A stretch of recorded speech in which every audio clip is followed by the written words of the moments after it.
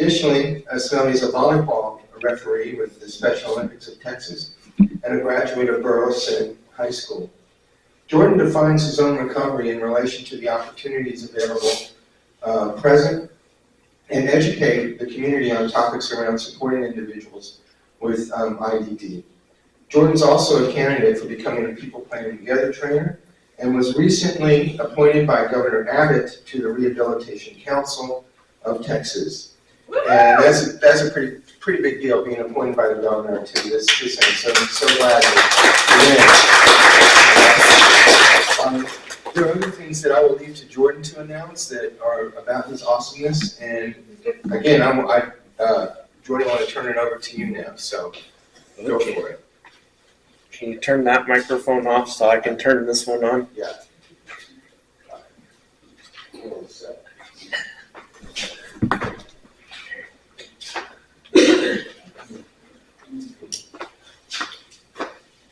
All right. Test. There we go.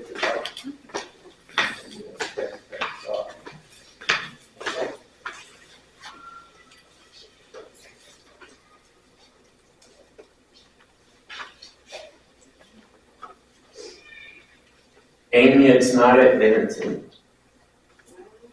A second ago, Randy. Amy's heard. Let me see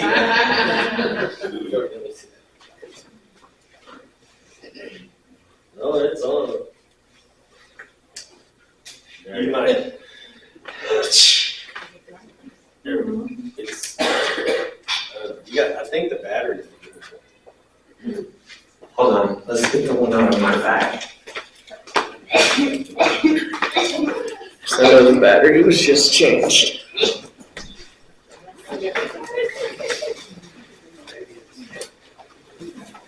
Now it's working. Yeah. Uh-huh. Yeah. It was a little sleepy. Yeah. It just got wake up. There's one.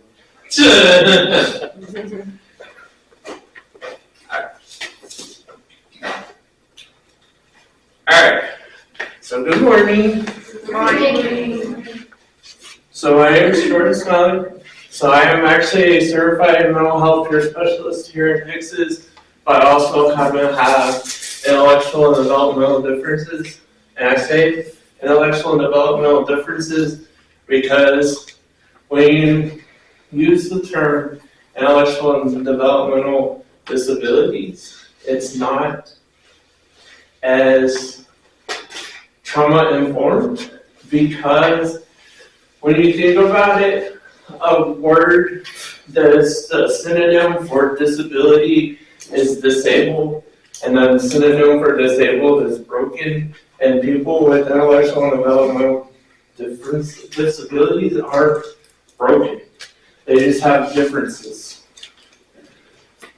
And that in some instances, they have more support needs than those without intellectual and developmental differences. Now what happened? Alright, key takeaways. Maybe. Alright, I'm switching to mine. Give me 1 second.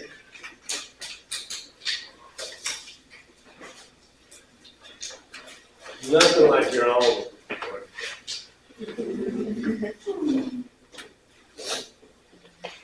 There we go.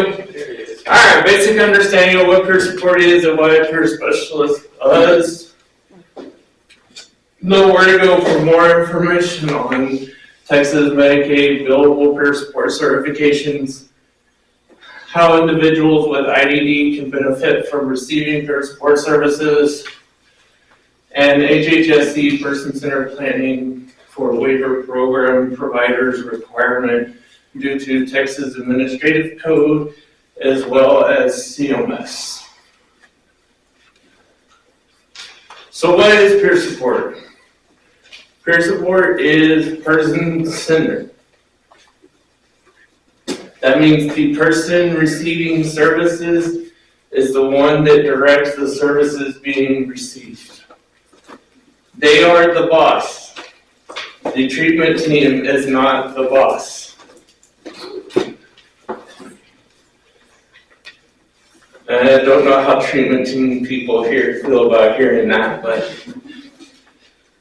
it is mutual.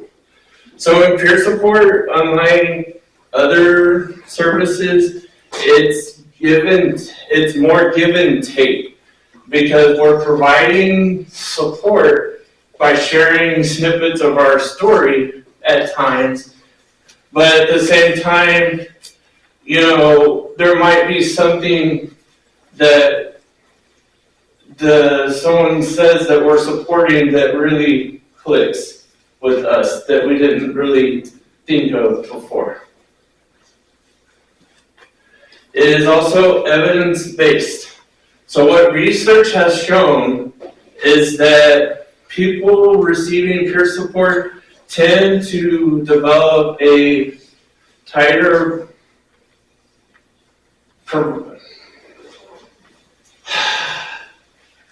I don't like using clinical language, but what it's shown is a tighter relationship between provider and consumer because of the shared lived experience. So basically, what the evidence shows is that people receiving peer support are more open-minded towards hearing certain types of things because the person that is supporting them has been in their shoes.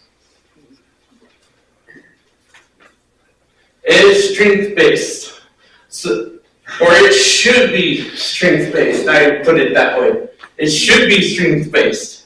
So in peer support, we don't usually look at the diagnosis because our role is technically not supposed to be clinical. But we all here know how much BS that is. Yeah, I know, right? So, strength-based. So, we look at the person's strengths, and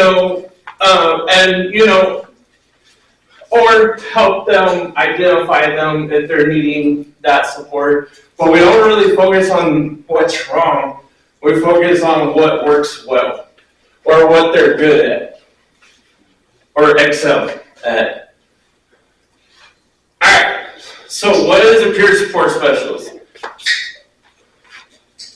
So a peer support specialist is a resource broker. So one of our biggest responsibilities is to help find resources for those that we serve. So we are also an advocate. So sometimes, people, especially early on in recovery, they may not know how to advocate for themselves. And so that's kind of where we can step in and help advocate on their behalf, but also teaching them how to advocate for themselves. Because really the point of peer support is to kind of help the person grow and become more independent, is the ultimate end goal. Although some organizations don't ever believe you graduate from peer support services, you can stay in them as long as you want. But then there are others where eventually they graduate you because they like, all right, well, you're more independent. Because that's what happened to me with MHMR. They're like, wow, look at you. It's like, you don't need the service anymore. And at that point in time, I guess I could kind of see why they were saying that, because I had not been hospitalized in a long time or needed intensive outpatient treatment, and so I was doing better. But I kind of still think it would have been nice to still have had someone to check in with on the times where I would be struggling a little more. Motivator. So as a peer support specialist, in some people's lives, we are the only cheerleader they have. as sad as that may sound. But, so we're there to motivate them and be in their corner and reassure them. Now what happened? You might be hitting a blade screen. Oh, it's loading. There it goes. Alright, so we're problem solver when appropriate. And I add when appropriate because as peer support specialists, we are not here to solve people's problems. That is not our job. That is not our job at all. And some people think that's part of your job, and it's like, no, I'm sorry. My job is not to solve your problems. That's not my job. My job is to support you with finding solutions if that's what you are wanting. And so when we problem solve, or at least when I problem solve, when I'm supporting you here, problem solver for me looks like pro-con list, or there's another term, and it's a window, and it's like you look at the pro-con for like the positive outcome that could happen, but you also look at the pro-con for not changing. And then kind of it helps them be able to better see the change they're looking at. So they're able to look at the positive impact it might have, but also the negative. And so it's a way to kind of help them kind of see things. Kind of analyze it. Yes, analyze.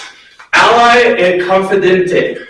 So is peer support specialist, and I'm trying to figure out what I do with my water. I think it's over here. Yep. As peer support specialist, and I might catch flack for this. So there's something called mandatory reporter, and then there's another thing called duty to report. Peer support specialists do not fall under duty to report.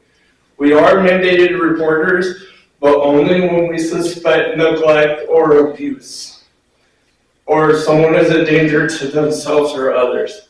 When someone shares with us that they might be using drugs still, but it's like they're not saying they're planning to like overdose and end it all, we're not required to disclose that to the treatment team.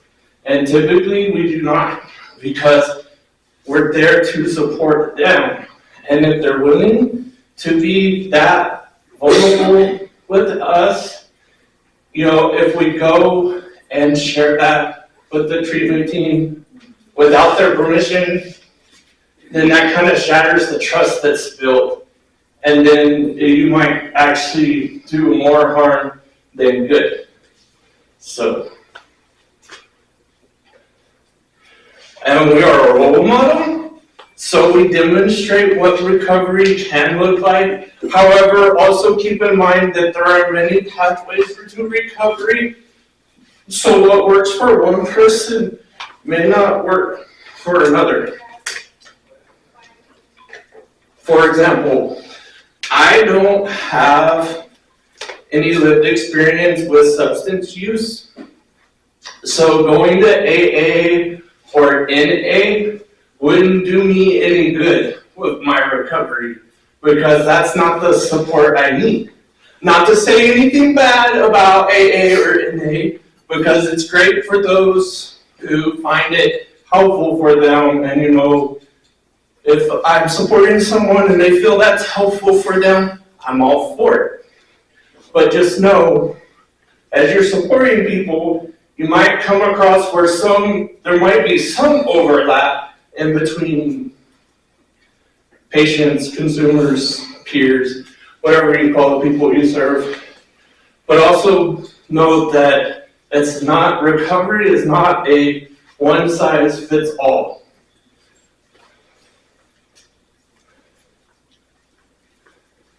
And then we're truth teller. But not in a way that like causes the person to crash and burn. We're truth teller in a way where we might be a little blunt sometimes, but at the same time, it's blunt in a way that shows we care about the person and want to make sure they understand the potential consequences of their actions for decisions that they make. So, alright, so what peer support specialist isn't? A therapist. Okay, and this is one of my biggest pet peeves, like, we are not therapists, we are not counselors. Please, please, for God, do not refer to what we do as peer counseling, because that is so misleading. Because as soon as someone hears the word counseling, they think we're a therapist. And so then they come to services thinking that we might do like CBT or EMDR.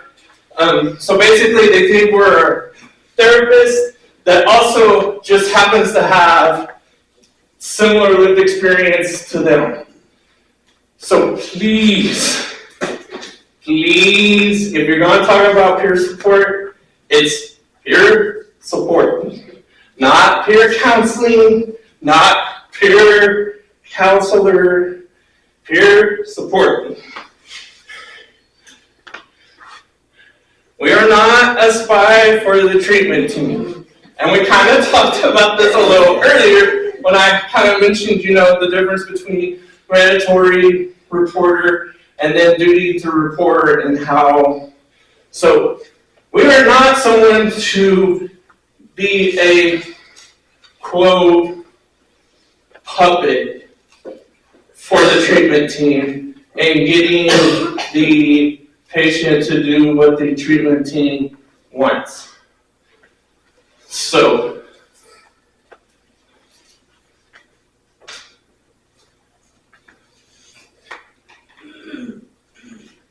we are not someone to do intake for assessments. Please don't do this to us, because those of you that do this to us, peer specialists, you are making us violate our code of ethics. Okay? I don't know if y'all understand that. But the only types of assessments peer specialists can ethically do is either a strength-based assessment, because we're trying to look at the person's strengths and or help them identify their strengths and see that they have strengths, because sometimes people don't understand something as simple as having a house as a strength, or having shoes, or a vehicle, or money, or having a support network, or having just one friend. Like, strengths is a very broad category when you're talking about recovery. And then recovery capital assessments, and that's where you're kind of looking at things like housing, transportation, employment, those types of things. Alright, so anyone here that's interested in about the mental health peer specialist or recovery peer support specialist certifications,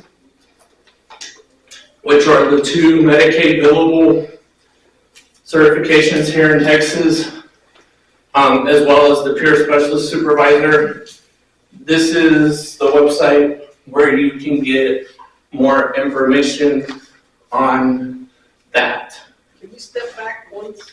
Perfect. Thank you. Oh, and then, so, speaking of Medicaid billable peer support, yeah, I snuck this into here. This is one of the things Jeff mentioned I was going to talk about. So during the 2023 legislative session, HB 4702 was filed to form stakeholder group to create Medicaid billable IDD peer support certification and services for people with IDD living outside of state supported living centers. And the reason SSLCs are carved out is not because we want to exclude them. It's because SSLCs already have some version of peer support that they offer to their residents. And they like what they have. And so the way we kind of got the bill to not be killed by PART, which is a huge advocacy group of parents, of residents at SSLCs, and other advocates of SSLCs, was to carve them out. Which I did not know until I met with PART, that SSLCs already offer a version of peer support there. And so it's like, well, if it ain't broke, why are we trying to fix it? But you know, not until I kind of have a better understanding of what the peer services look like in SSLCs, I can't necessarily say it's not a broken system. But at the same time, when you're talking about legislation, you kind of have to make compromises. And so carving SSLCs out was kind of the compromise we made this past session, and it actually got it through the House on May 5th or 6th. And then it died in the Senate because we ran out of time. Even though I went on the last day, the last Sunday the Senate met, I was down there trying to advocate and get the bill a hearing in the Health and Human Services subcommittee of the Senate. And for those of you who do not know this, when you go to the Capitol, and I share this so that way if you have physical disabilities like I do, I'm just not wearing my braces today because I just couldn't handle it. The representatives' offices and senators' offices are not all together at the Capitol. Yep. No one told me that. And so I had a handout, a one-page handout on why the senators should pass the bill. And I was very ambitious because my goal was to go by all the senators' offices before the Senate met to drop it off. So if I was successful in getting a hearing, at least the other senators would have a one-pager about the bill so they understand why it's important and would hopefully pass it. And unfortunately, yeah, I made it to about 4 or 5 senators' offices because they are widely spaced out. So, just saying, if you ever have the urge to advocate for something and want to try and get a bill passed, unless you don't mind walking a whole lot, you might want to make sure you take a group with you so y'all can like divide and conquer. Because had I known how spread out it was going to be, I probably would have tried to rope in a couple of contacts I had that were willing to do whatever they could to help support me. But I did make it to Colcourt's office, and they actually they promised to talk to her, because unfortunately she was in a subcommittee meeting when I got to her office, so I wasn't able to meet with her personally, but her staff was in her office, so I was able to talk to them. And they promised to talk to her, and they did. Unfortunately, it wasn't enough. But the interesting thing is, if you go back and watch the recording from that Sunday, you'll see Senator Colcourt go down to the desk where the Lieutenant Governor presides from. And then you'll see her as she turns around and starts walking back to her desk. look up and wave. Yeah, she's waving to me. Because in the one pager that I had for her, I let her know I was going to be there, and I'll be at the back because I already knew where I would be to sit. Because unfortunately, the seating in the House and the Senate is very similar to stadium seating, and I can't handle stadium seating because of my braces. And so I knew I would be sitting against the wall in a regular chair because the House and the Senate, the workers there were very supportive of me and getting me a chair that I could sit in, and then didn't get too annoyed with me when I had to get up and just walk for a couple of minutes because unfortunately they don't have a chair that supports me correctly. And so I can only handle sitting for so long in chairs that don't support me correctly until my back starts to hurt. And so then I have to change positions.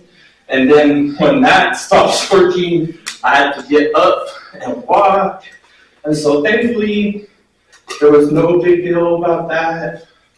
And then unfortunately, I don't know if this had an impact or not, but Senator Colcore stepped away from her desk at the time when the Senate would have taken the notifications for hearings.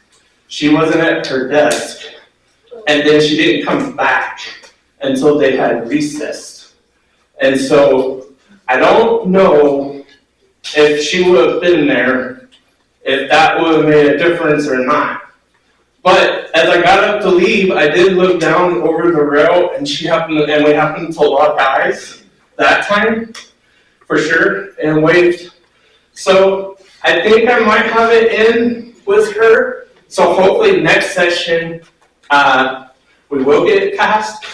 Fingers crossed.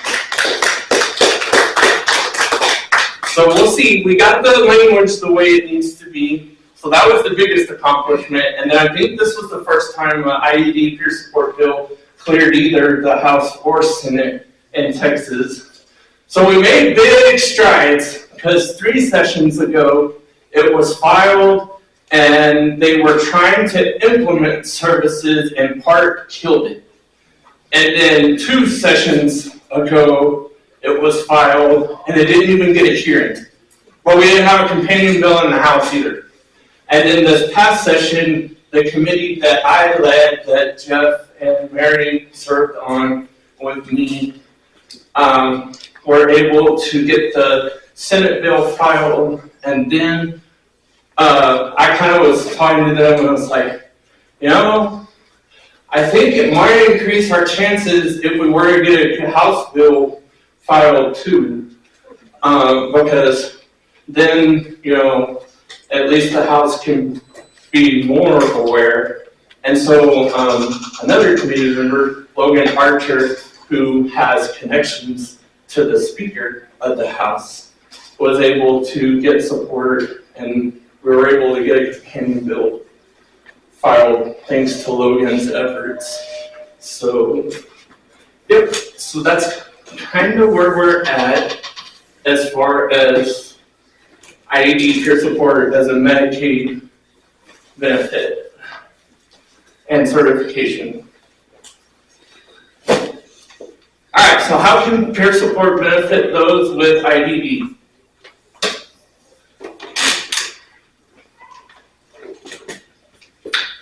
So peer support can provide individuals with IDD support with social skills development. And that is actually something that could technically happen right now if providers were more willing to diagnose people with IDD with a mental health diagnosis so that they could then become eligible. But then it becomes an issue of peer support specialists being willing to train on those skills. So, which, technically, as a peer support specialist, ethically, we are supposed to provide supports to people we serve that they need, and then if we're not able to provide it, we're supposed to find somewhere to refer them. So it can provide people with IDD a group setting to give and receive mutual support from others with similar struggles. So just like people with mental health and or substance use, people with intellectual and developmental differences want to have somewhere to go to talk with people who understand what they're going through, because they want support just like everyone else. Provide individuals with IDD the opportunity to learn how to advocate for their needs.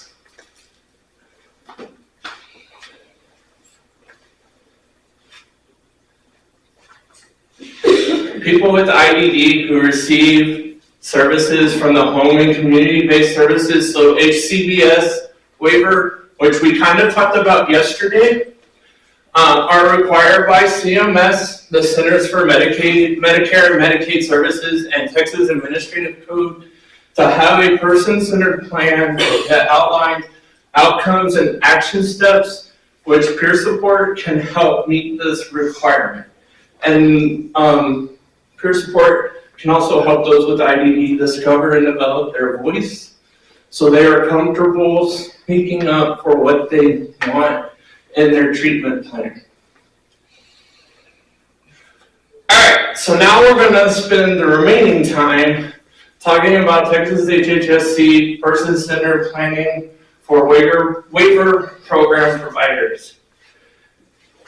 So, the rules in the Texas Administrative Code requires the following programs to use person-centered planning. So 1915C waivers, community living assistance and support services or class,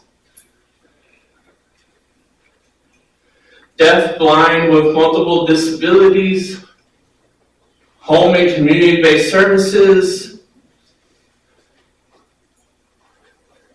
medically dependent children program, Texas home living, youth empowerment services, so yes waiver. 1915 I state plan services, so home and community-based services, adult mental health. So isn't it amazing that there is a waiver about mental health, but yet people that have mental health and IDD still aren't necessarily getting all the support they need, like peer support? That's kind of mind-boggling, right? 1915K state plan services, so community first choice. 1115 waiver, so Star Plus home and community-based services, which I'm on Star Plus. Star Kids home and community-based services. Home and community-based services delivered through Star Health. Amy, can you click on that link, please? Because I'm going to show y'all where this information is on HHSC's website. And Terry and Kent, I don't know what y'all can do to help make sure this information is more widely known to those on waivers. Because I just happened to come across this page by dumb luck a few years ago. This is not something that is being shared with families, and it needs to be. Please. It's under revision right now, so it's going to be in a new spot pretty soon. Okay. Be more available. Did you want to look at a specific part of it? Yep, we're just going to start scrolling slowly. Okay. Alright, so, according to TAC and CMS, so keep scrolling because we've just covered this part. Alright, stop right there. So this is where I pull my information for my PowerPoint, so you'll understand. I'm not just like picking out random waivers and throwing them in. I actually found this page. Again, dumb luck. Yeah. And as soon as I found it, I was like, wow. And so we're going to kind of talk about, so what must be in a person-centered plan? And this is CMS. So the final CMS, Home and Community-Based Services, HCBS rule, provides requirements for person-centered planning.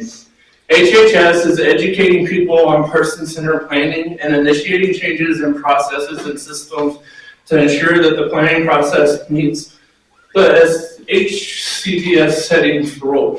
And if you go to this link and click on that, you can view the rule. So this process will take a few years to fully implement. In the meantime, HHS is implementing policies to ensure person-centered planning process will be, so it means it must be, and this is the feds, not the state, it must be driven by the person getting services and reflective of his or her perspective.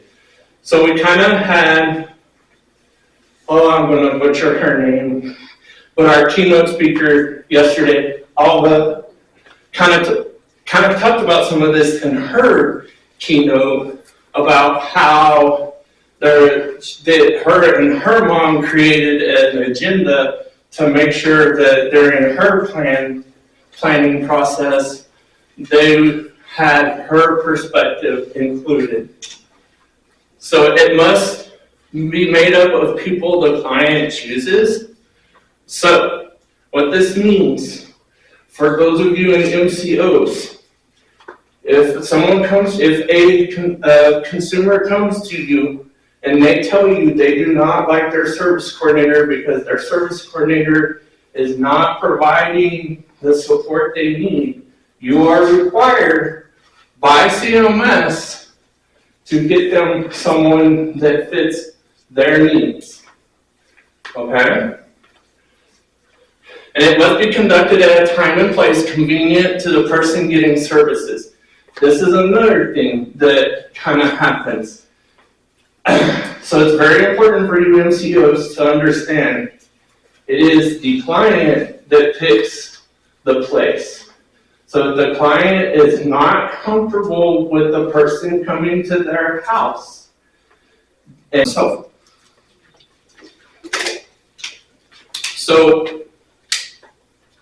if you're able to give, and I understand for students that might be like kindergarten through, maybe 5th or 6th grade, maybe not having a copy like with them, but maybe having it somewhere where it's accessible for them.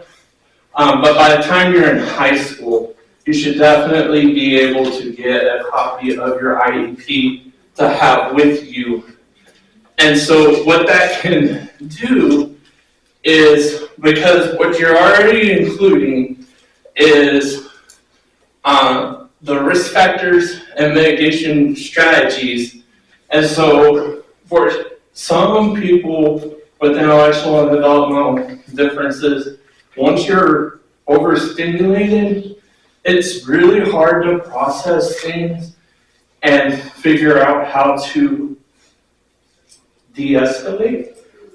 And so by having a copy with the mitigation strategies, it's a way to support them with being able to be more, I don't know if the word is self-efficient or self-reliant, but it allows them to have a visual aid with them. So when they get to the point that they're overstimulated and they can't think, they can just look. And they have a list of things they can try. And of course, this might be something that, especially if they're like me and they were, I think the term is mainstreamed. So it's like when you're in a regular class, but you have a aide that comes in the class to support you. Yeah, that's what I had. If not with the person, then the aide should for sure have a copy of the IEP plan with them. So that way, they can be there to support the student with mitigation strategies if they're not able to figure it out themselves because they're just too overstimulated. Alright, so the final service plan must reflect the client's choice of setting and how that setting is integrated in and supports access to the community. It must have opportunities to seek competitive employment and work in integrated settings. Ways to engage in community life, control personal resources, and receive services in the community to the same degree of access as people not receiving HCBS. The client's strengths and preferences. Isn't it amazing that CMS is saying it needs to have strengths and preferences, and when we're talking about peer support is looking exactly at strengths and preferences? See it? The clinical and support needs. See, and this as well could be something helpful within the school setting for the art teacher, or not art, aide to have with them, because it's, especially when you get into high school, when you're rotating classes, teachers have like maybe 100 students. And so it's not fair to expect the teacher to remember some of these things because they have 169 or so other students.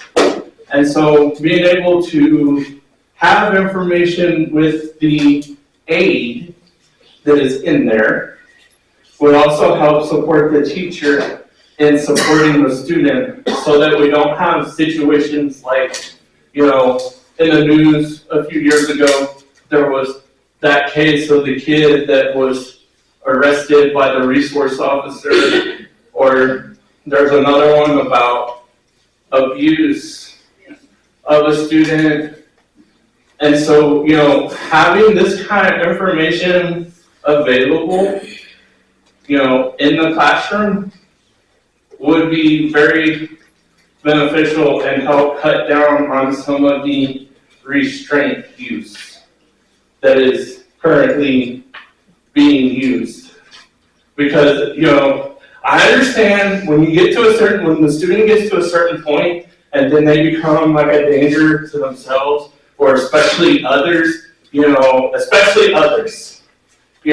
sometimes drastic measures have to be taken. But if you can have information like around what triggers them and litigation information and support needs they have, and with support needs, I think what would be most helpful is to have those support needs that are like across the board. Like no matter what class the student is in, these are their supports that they have to have.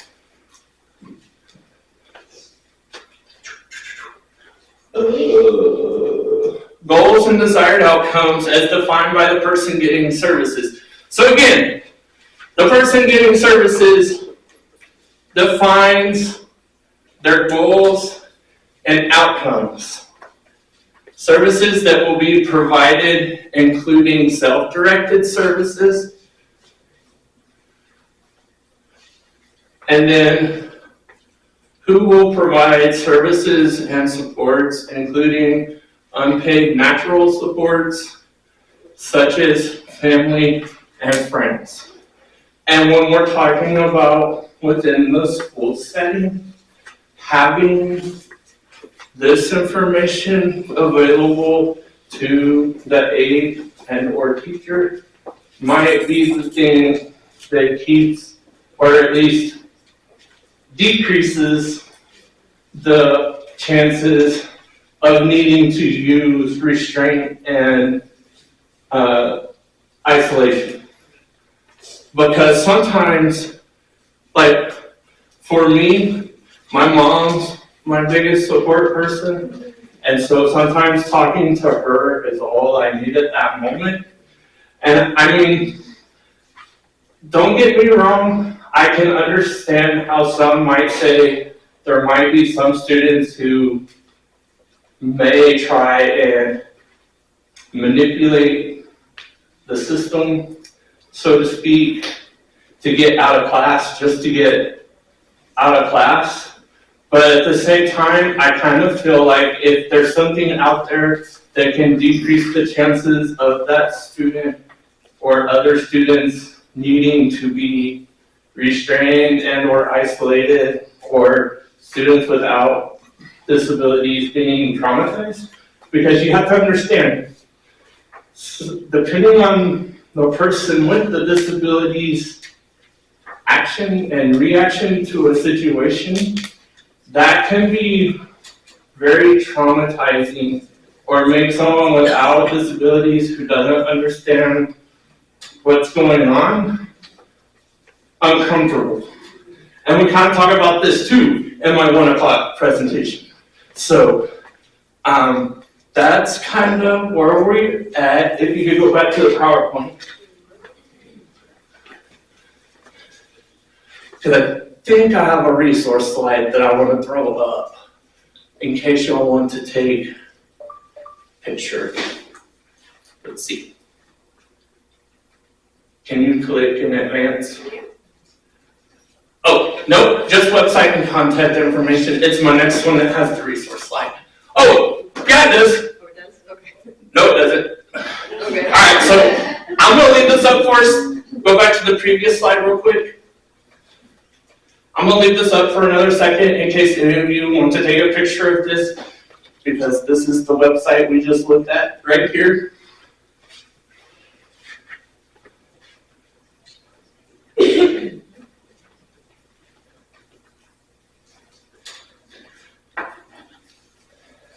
Oh, Amy also sent out the handouts. Yes. So if you look at the handouts, you can also access that information. And then that's my website, which is more of an online resume about all the different things I've done. I'm also nominated for a self-advocate award through the Texas AAIDD chapter. So here soon, I'll be finding out if I got that award. So if you happen to run into me November 16th in Galveston, you now know why I'm there. If I'm there. And then if you have questions about the information on the website we just covered, this is the email address you can use to ask them questions. Terry, do you get that email information? Terry responds to that. Oh, you can ask Terry. I'm anonymous. Anonymous. All right, so with that, thank you for your time, and I'll take any questions. What is the process for connecting someone with a MHPS specialist?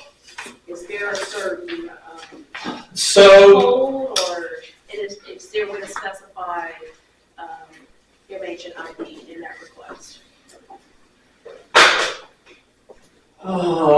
To connect them, going to a local mental health authority or another organization. Oh, which, by the way, I am a former employee at the Association of Persons Affected by Addiction. I left in February of this year because I outgrew my position. So, no, it's okay. It was ended on good terms, and I actually was there just last month doing, ironically, the presentation I'm doing at 1 for y'all. I did for my previous job back last month. And then, so there is now a Medicaid billable code. I can't think of the number off the top of my head, but it is there. But it requires a diagnosis of mental health or substance use in order to be used. But the reimbursement rate is so low, even though it just got raised November of last year. A lot of organizations still don't use it because it doesn't cover the overhead costs for them to use it. A little bit about that. Yes. Lois, real quickly, will you be able to answer some questions? Because I'm sensing there's some really good questions and thoughts based on your, that could also happen at 1 o'clock presentation? Yeah, I'll have a Q&A time at 1 o'clock too. Great, thank you. Any other questions before I turn the floor over to, well, no, actually, I think we take a break. Yes. So, any other questions before we go to break?